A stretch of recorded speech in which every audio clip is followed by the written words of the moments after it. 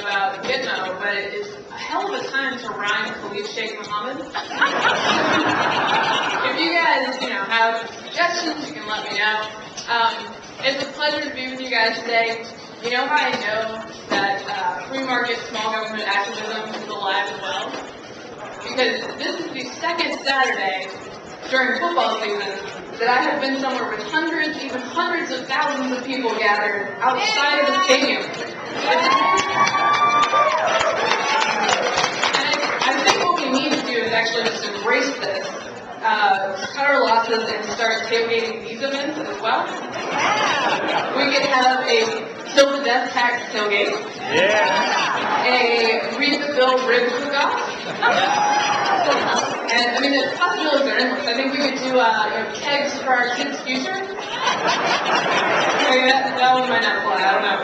I'm not going to talk too much about politics today, specifically.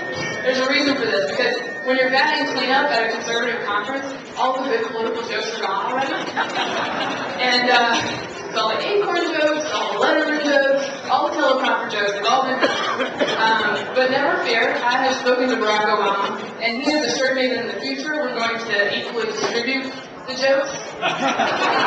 Because we all do better when we spread the wealth around. So for next time, I will come armed with plenty of jokes, and I am actually the new joke czar. So if you can report to me,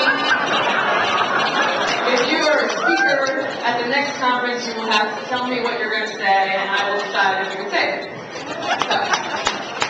But the people I want to talk about today are not Congress or Obama. I want to talk about you guys. You're the ones who took the time, sometimes out of your work schedule, sometimes away from your family, to travel many miles, and come here, get to know folks, learn to be better activists, and work for your ideals. And that is really cool, really commendable, and it should be applauded. So go ahead and give yourselves a hand.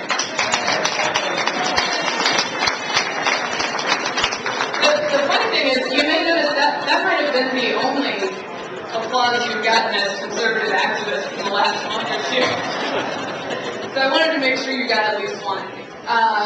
Since the beginning of August, you guys are among the folks who have been called at least one of these things. Extremists, mobs, pawns of the insurance industry, un-American, brown shirts, manufactured, astroturf, evil mongers, and political terrorists.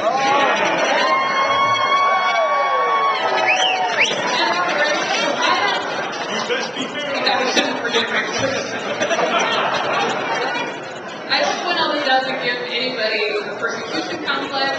I'm not suggesting that we whine because Anderson Cooper uses dirty words to describe us. Although I will point out that if I ever said anything remotely like that on TV, my mother would fly here to watch out on that.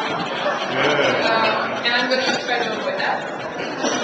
I say it because there's a reason that Chris Matthews says when people yell at town halls that we're teetering on the edge of some Republic-ending spat of violence, okay?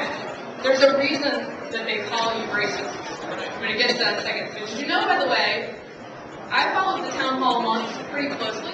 Did you know how many documented acts of violence, and I use this term very loosely because some of them are not really terribly violent, there were in the entire month of August and the very beginning of September?